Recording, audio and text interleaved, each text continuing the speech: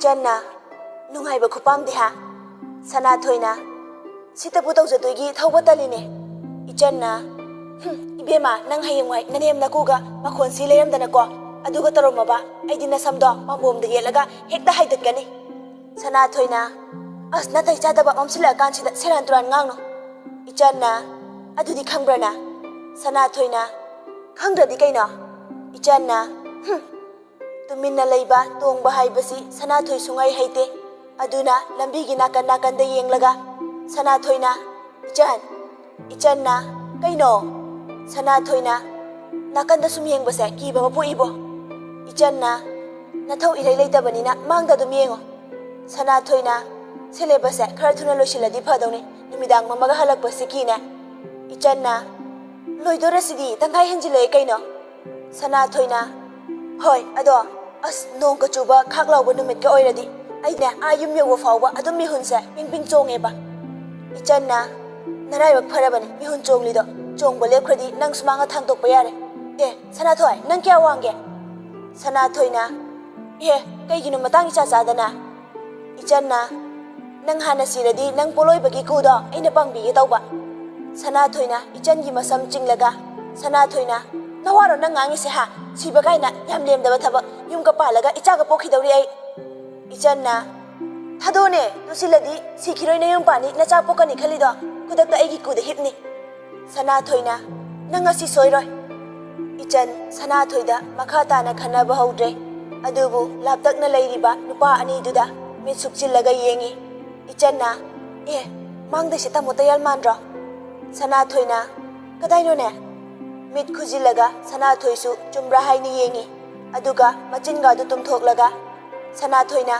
mane adu amasisu yambong nongdai rembanida Ichanna adune aisu as tandawrida ai Sanathoi thengdi thenge Ichanna aina kem haidabi amuk chaladi yambongna kari amu hairakane Sanathoi kuidi kuigumse nongdai rembaga tayalgasu Ichanna gari thauraga laidu yenglaga haijai Tayalna lakti layebu kuidi kuigano mi angangani sa tusel halaini nongdaina hoiba kuiroiba masak uningbagine Tayalna urani amambasida nongdaina balak thalisi odro Tayalna adoisu nongdai remba tayalda saurangna yengai maduda tayalsu tumina laiki Ichansu nongdai rembagi mang chapchana khamai nongdai remba Ichanda lurakna yengduna lei Ichansu nongdai rembagi mityeng si ui adubu thaidoklaga tayalda oina noklaga Ichanna tamo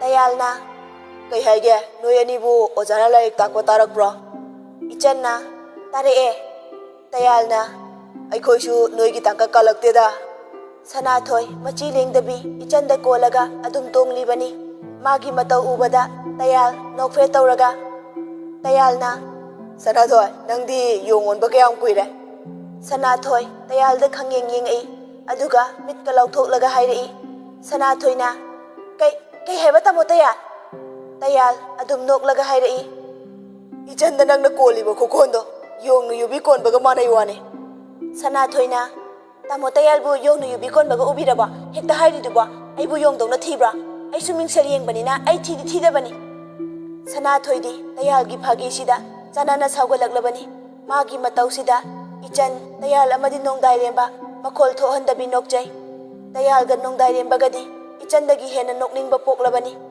maramdi Sanathoi sauri ni kaina tawrisi mahakki fibamdi hongba nate Tayalna nokpadi adum ubanina kaisu khalude nongdai rembana nokpa ubada Ichandi nokpa kawba makai mahakki yambungbu yengli nongdai rembasu nokna Ichanna mabu yengba ubadagi michi khachilei Ichan phat mamitu makhada yengthajai kibo ikaibo tawbagi Tayalna ibema Sanathoi nakhadangdo Ichangi lengjumda kona thamu amta kumtharo hai nang aingoda saugisu swaida saurla Sanathoi karigya Tayalna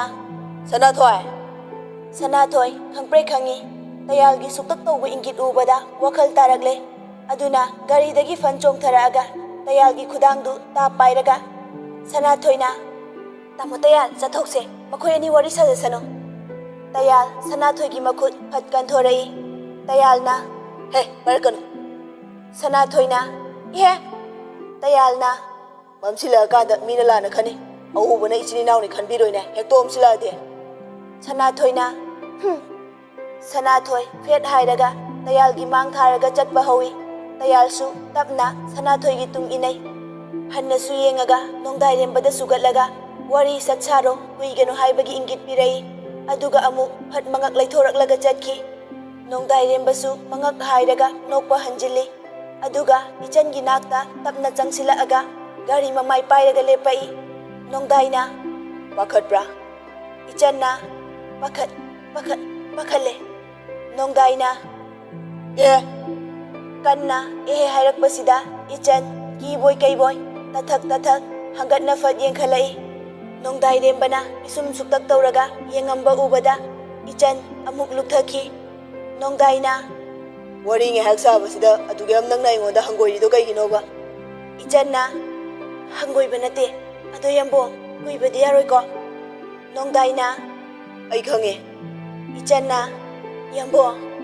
Nongdai na pakhat kano pung tare tadri lambi da mi asam chalisidi pung tare makhai nipal faudi mi dum chanaida. Ichan na hoi adubudi. Ichan na sum luktharaga laiba ubada nongdai rembasu kari khalurabano khangde tumina yenglaga lay.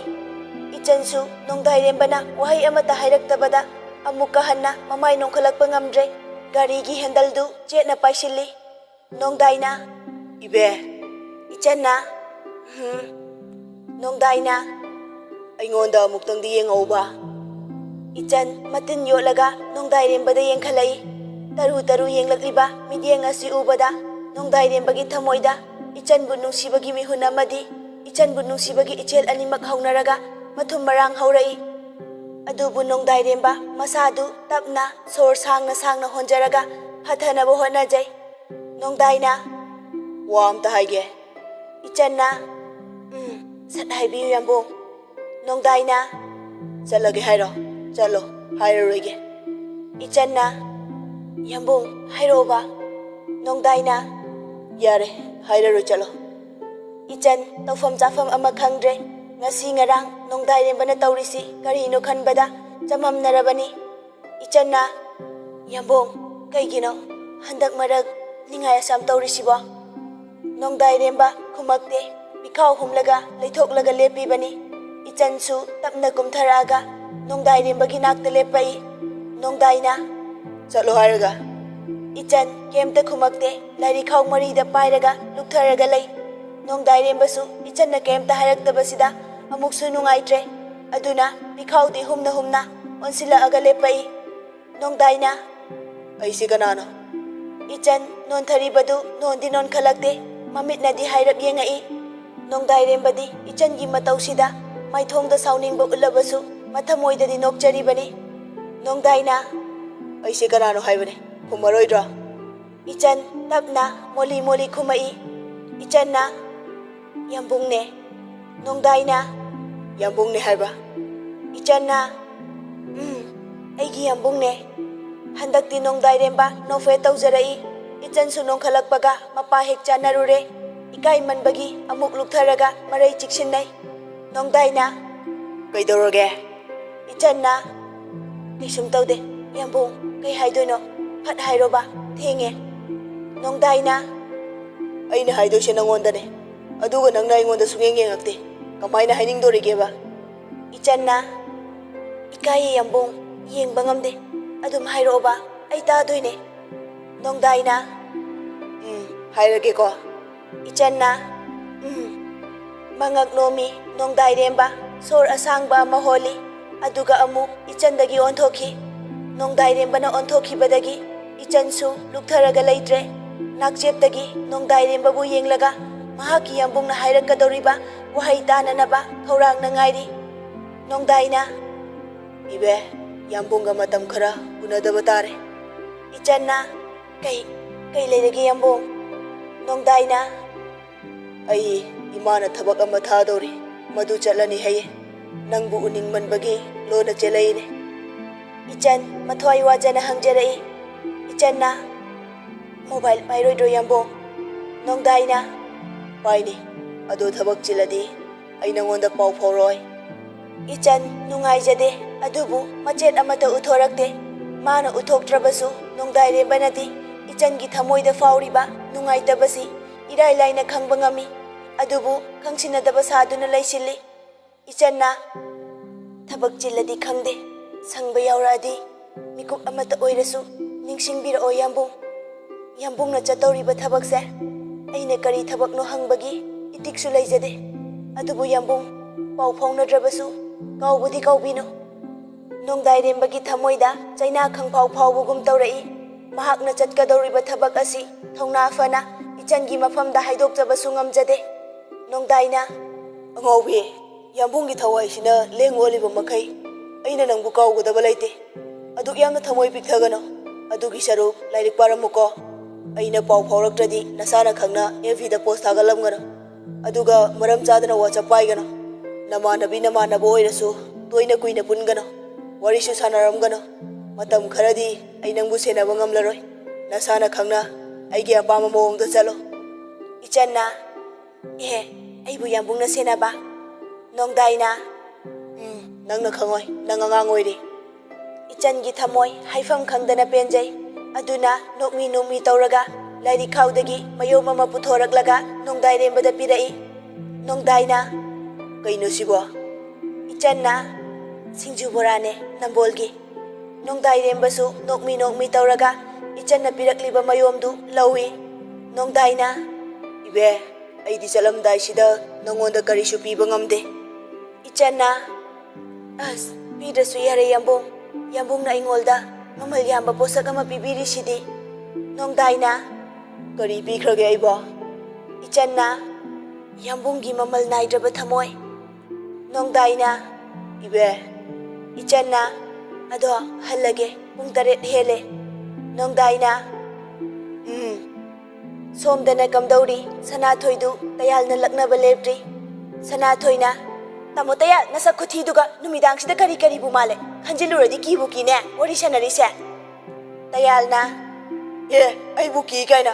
ꯍꯣꯏ ꯏꯕꯦꯝꯃ, ꯅꯪꯅ ꯍꯦꯟꯅ ꯀꯤꯖꯈ꯭ꯔꯦ, ꯅꯆꯤꯟ ꯐꯪꯉꯦ ꯈꯨꯀꯟ ꯑꯃ꯫ ꯀꯅꯥꯒꯤ ꯕꯦꯅꯨ ꯄꯥꯜꯍꯩꯕꯤ ꯂꯤꯟꯊꯣꯏ ꯒꯥꯏꯇ꯭ꯔꯤ ꯀꯥꯏꯗꯨꯗꯤꯅꯦ ꯑꯥꯗ ꯁꯦ ꯃꯈꯣꯏꯅ ꯈꯨꯅꯥꯎꯕꯤ, ꯅꯪꯅ ꯈꯨꯗꯣꯝꯕꯤ꯫ ꯃꯈꯨꯠꯀ ꯄꯨꯊꯣꯛꯂꯒ ꯍꯥꯏꯔꯛꯏ꯫ ꯁꯅꯥꯊꯣꯏꯅ ꯇꯌꯥꯜꯒꯤ ꯃꯈꯨꯠꯇꯨ ꯐꯠ ꯀꯟꯊꯠꯂꯒ ꯍꯥꯏꯔꯛꯏ꯫ ꯁꯅꯥꯊꯣꯏꯅ ꯑꯗꯥꯏꯅꯒ ꯍꯥꯏꯔꯛꯀꯅꯨ꯫ ꯇꯌꯥꯜꯅ ꯍꯥꯏꯔꯗꯤ ꯍꯥꯏꯔꯦ ꯀꯩꯅꯣ?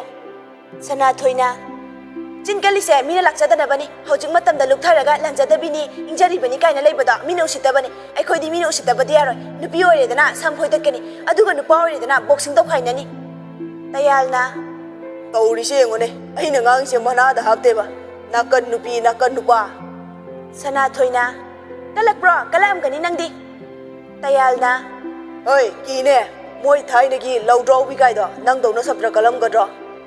ꯁꯅꯥꯊꯣꯏꯅ ꯑꯩꯅ ꯍꯦꯜꯂꯤꯕꯅꯤ, ꯃꯣꯏ ꯂꯧꯗ꯭ꯔꯥꯎꯕꯤ ꯀꯥꯏꯗꯣ ꯑꯩꯅ ꯇꯝꯕꯤꯈ꯭ꯔꯤꯅꯦ ꯈꯪꯉꯦꯗꯅ꯫ ꯇꯌꯥꯜꯅ ꯖꯥꯠ ꯖꯥꯠ ꯌꯥꯝ ꯉꯥꯡꯉꯤꯅꯦ ꯃꯁꯤꯗꯤ꯫ ꯁꯅꯥꯊꯣꯏꯅ ꯀꯤꯗ ꯇꯧꯅꯣ, ꯑꯗꯨꯅ ꯂꯝꯕꯤꯗ ꯃꯤ ꯆꯠꯅꯕ ꯍꯦꯛ ꯂꯦꯞꯈꯤꯕꯒꯅꯦ ꯑꯩꯅ ꯅꯪ ꯁꯦꯠꯂꯒꯅꯦ ꯃꯆꯦꯠ ꯆꯥꯕ ꯍꯧꯔꯛꯑꯗꯣꯏꯅꯤ꯫ ꯇꯌꯥꯜꯅ ꯍꯣꯏ ꯀꯤꯅꯦ, ꯀꯩꯅꯣꯅꯦ ꯐꯥꯒꯤꯕꯨ ꯑꯗꯨꯃꯥꯏ ꯀꯅꯥ ꯇꯧꯅꯒꯦ? ꯇꯌꯥꯜ ꯇꯁꯦꯡꯅ ꯁꯅꯥꯊꯣꯏꯒꯤ ꯃꯇꯧꯁꯤꯗ ꯀꯤꯕ ꯑꯃ ꯄꯣꯛꯂꯕꯅꯤ꯫ ꯍꯟꯅ ꯅꯣꯡꯗꯥꯏꯔꯦꯝꯕꯒ ꯏꯆꯟꯒ ꯂꯩꯕ ꯑꯗꯣꯝꯗ ꯌꯦꯡꯉꯛꯏ꯫ ꯇꯥꯟ ꯆꯥꯅ ꯅꯣꯡꯗꯥꯏꯔꯦꯝꯕꯅ ꯇꯌꯥꯜꯗ ꯃꯈꯨꯠ ꯈꯜꯂꯛꯏ꯫ ꯅꯣꯡꯗꯥꯏꯅ ꯂꯥꯛꯑꯣ ꯆꯠꯂꯁꯦ꯫ ꯇꯌꯥꯜꯁꯨ ꯃꯈꯨꯠ ꯊꯥꯡꯒꯠꯂꯒ ꯈꯨꯝꯃꯤ꯫ ꯇꯌꯥꯜꯅ ꯑꯧ ꯂꯥꯛꯑꯒꯦ꯫ ꯃꯈꯨꯠ ꯊꯥꯗꯔꯒ ꯁꯅꯥꯊꯣꯏꯗ ꯀꯤꯔꯨꯛ ꯌꯦꯡꯂꯒ ꯍꯥꯏꯔꯛꯏ꯫ ꯇꯌꯥꯜꯅ ꯆꯠꯁꯦ ꯍꯥꯏꯔꯛꯑꯦ, ꯆꯠꯂꯁꯤꯗꯅ꯫ ꯁꯅꯥꯊꯣꯏꯅ ꯁꯨꯒꯠꯂꯝꯃꯒ ꯇꯌꯥꯜꯒꯤ ꯃꯥꯡ ꯊꯥꯔꯒ ꯏꯆꯟꯒ ꯅꯣꯡꯗꯥꯏꯔꯦꯝꯕꯒꯒꯤ ꯃꯅꯥꯛ ꯇꯝꯅ ꯆꯠꯈꯤ꯫ ꯇꯌꯥꯜꯁꯨ ꯏꯉꯛ ꯉꯛꯅ ꯁꯅꯥꯊꯣꯏꯒꯤ ꯃꯇꯨꯡ ꯏꯟꯅꯔꯛꯏ꯫ ꯑꯅꯤꯗꯨ ꯎꯕꯗ ꯏꯆꯟꯒ ꯅꯣꯡꯗꯥꯏꯔꯦꯝꯕꯒꯗꯤ ꯏꯉꯛ ꯉꯛꯅ ꯌꯦꯡꯉꯤ ꯑꯅꯤꯗꯨꯗ꯫ ꯁꯅꯥꯊꯣꯏꯅ ꯀꯔꯤ ꯋꯥꯔꯤ ꯁꯥꯟꯅꯩꯅꯣ ꯅꯣꯏ ꯑꯅꯤꯕꯣ? ꯇꯨꯏꯁꯟ ꯆꯠꯈ꯭ꯔꯒ ꯆꯦꯟꯈ꯭ꯔꯕꯣꯏ ꯈꯜꯂꯝꯃꯅꯤ꯫ ꯏꯆꯟ, ꯊꯧꯅꯕ ꯇꯧꯔꯣ, ꯀꯔꯤ ꯌꯦꯡꯉꯤꯅꯣ? ꯅꯪꯗꯤ ꯌꯥꯝꯕꯨꯡꯒ ꯆꯦꯟꯈ꯭ꯔꯁꯨ ꯌꯥꯏ, ꯑꯩꯗꯤ ꯃꯁꯤꯒꯤ ꯑꯊꯤꯕꯁꯤꯗ ꯆꯦꯟꯕ ꯌꯥꯔꯣꯏ꯫ ꯏꯆꯟꯅ ꯏꯆꯟꯁꯨ ꯄꯥꯈꯠꯂꯕꯅꯤ ꯊꯦꯡꯖꯤꯜꯂꯛꯄꯁꯤꯗ, ꯑꯗꯨꯅ ꯒꯥꯔꯤ ꯊꯧꯅꯕ ꯁꯦꯝ ꯁꯥꯔꯛꯏ꯫ ꯁꯅꯥꯊꯣꯏꯒꯤ ꯏꯁꯧꯗꯨ ꯅꯣꯡꯗꯥꯏꯔꯦꯝꯕꯗ ꯑꯣꯏꯅ ꯑꯣꯟꯁꯤꯜꯂꯛꯏ꯫ ꯁꯅꯥꯊꯣꯏꯅ ꯌꯥꯝꯕꯨꯡ ꯅꯣꯡꯗꯥꯏꯔꯦꯝꯕ, ꯏꯆꯟꯅ ꯍꯥꯏꯕ ꯉꯝꯗ꯭ꯔꯁꯨ ꯑꯩꯅ ꯃꯍꯨꯠ ꯁꯤꯜꯂꯒ ꯍꯥꯏꯔꯤ, ꯃꯊꯪꯗꯗꯤ ꯁꯨꯃꯥꯏꯅ ꯅꯨꯡꯗꯥꯡ ꯉꯥꯏꯔꯝꯒꯅꯨ, ꯉꯁꯤꯒꯤꯗꯤ ꯑꯍꯥꯟꯕꯅꯤꯅ ꯐꯅ ꯈꯨꯝꯃꯒꯦ꯫ ꯅꯣꯡꯗꯥꯏꯅ Hoi, ngasido tangai fadabagi. Sanathoi na ngasidagi hena tangai fadaba tawbiranu matungdadi tangai loina phalasi chale tamo tayal sakthibao chale magi hainabi kutong da tonglaga ichanda amu hairei Sanathoi na thawro nanga masu pakhat bana mi hunse khong khu laibak nungbak tane ko chen chelaga chonge ichan thawram daida nongdai rembada yengai aduga ichan na yambo nongdai na chatlagi haribani khangbani na adum sat khumlai adudagi ichan paigai thauki tayalna as nungdang sida kari gari khu thaunege aikhoi bok sumaina thauba ngamde nongdaina mangau thiba ngakta punchilaga loina bu hairadi makhoi kangbusini amadu su yabane tayalna amadu di khangri Sanathoi haisiga nangi tingam lai ngam asigadi magun fazana khange nongdaina kari hojiki-duba tayalna tingam lai ngam haiba nongdaina adaidi tayalna nangi natujina khitma hele ngakpa gari machaga se mana khalise pura khudo mi thangalaga huru huru leiba yawa sanapone khuthaudo nongdaina nang le hokhidra tayalna oho khufaudo matu una thokpo loiraga lakmina bai thamamage asini natroba nongdaina nungai roidori tayali wona saktuga amambasida kibam su yaksile tayalna kiraba isi haujutada nongdaina nang lehoro nganghoro ai chale makhoi anisu Sanathoi ge ichan gi maramda marai yana dana hanminaki pari ne yumda hanjilakbada amubi mangol da famlaga leirami mama he ubada pari su hangjarai parina kedorogi ma amubi macha da taha hairei amubina ibungo nachan hanjalakrine parina hauji fawwa pungya targe Pikhawdagi mobile lauthok-laga yengi parina pungsidi nahange halagam matamdagi hele amubi mathwai wajana amubina ibungo nangbu asoi phawbada yengu chone imabu leifam ama ikhang khangre phatta nungdaga thokladi as napabungi matani aibu parina ima kaisu doroma kocha chalaga leiramni tuition ga changdawi koibuga chathoklaga leiramdoine handi hanjalakhini dana ma nungai ni ngasidi amubina nangbu saugatpagi matam nate sauloi dawsaru amukta yengu choba ibungo nangna talaga nawada phone taw ima haige parina ima nasanu bido kaishum toroi soidabi halakani mi angang thabak jatkibodo amuk pakhatna tawnu pari imungda ngangna ba yadabi changki amubidi pari gi matawsida mathwai prok chakpa haidu yore amubina ibungo nangsibu ngangna ba sungya yadrisi kaigino angangna halaktrise thiba khotpadi haide aduga isawoina langine nangi isauduna angang halaktrisi halakatraba matam masuk fatabasida aibu karino me ibungo nangbu amukta yengu law me parisu saubagi wani pakhatlibani aduna ising khujaya mathakchilaga amuk thorai parina ima kana urau thoraganuba thangnaba yumna taraga kari khandorige aisu pakhatlibani yenguge makla kaniklabani parisu mangol-dagi sumang he kumtharakpada ichan gari thaujilai hamlamba amubi su lepkhalai parisu chatlambadagi chap lepi ichansu pari leirambasida mihun thawon chenkhalabani gari du khamlaga so shatlaga kina mangolda mamagi manak tamna lai pari pakhatpa hantharakpagi wadi ngangde adubu sauna ichanda yenglibani ichansu mabungda kiruk amumuk yenglaibani amubina ibema karigino asuk thengna halaisibo nangbo ichanna ima ngasido pharak tabagi thengna loisinba adugine amubina adubu haiba ima khoidi khangba natedo kamaina pakhaloidoiba nang pabunga taradi nabung anise nang thidok thijin tawdena nongan badagi numit taba fawba tha amadi ngangdoini sana haldi thabakna yadabagi yumda pakna leite adubu machanupi amakhak yaujabasidi ayuki numidangi adum phone tawraga khonjel taribani parina thengloisin bhaidi kaino ha khanglaw lawrai ichan kibana mamagi marumda laisili parisu mangolda kakhalai parina hey nangna du hekta haraga yawroba nachin thino kadai chale nangna taw thaba khangoi khanbra ha asi harakpasida ichan swai lawi nongdai rembaga maga unabadu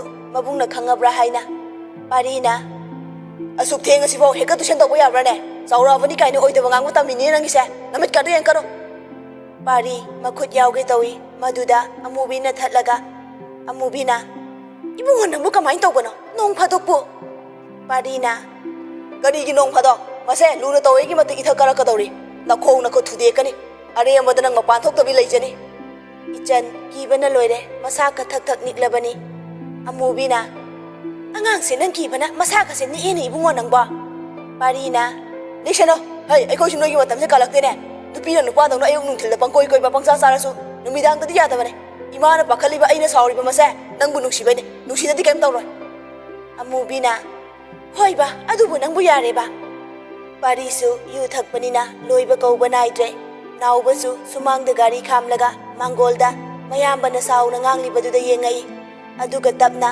mangolda kakhalai nauba yaima oirasu mabuk khara tapi adubu mabuk phaba tapabasu saudora adi natai jade mama dasu mamagi marumda loliba machandasu yengi aduga mayamda hangai naubana tazo angang phubiriro pari makhwang melaga lay amubina oina khumai amubina tuition thengna halena nang ta chawna na chal sengangam banida nauba machanda mitke tagup tawraga yengjarai naubana aidi kai tawro wai khalure ai phau mi huna yor sinadi angang sidi mi hun thawon mathong marang khangam maroi pari kemta haira khidre nauba tapna machan gi nakta changsali aduga hangi naubana ichan kai gi thengai na kaida chaluge sengna hayo tatonda ichan mabung animak loinaki pari di adum mahausadagi saugalli adubu naubadi pakna saugandrabasu saudora adi natai jade mabung anigi marakta laisabi phajarakpa oibanina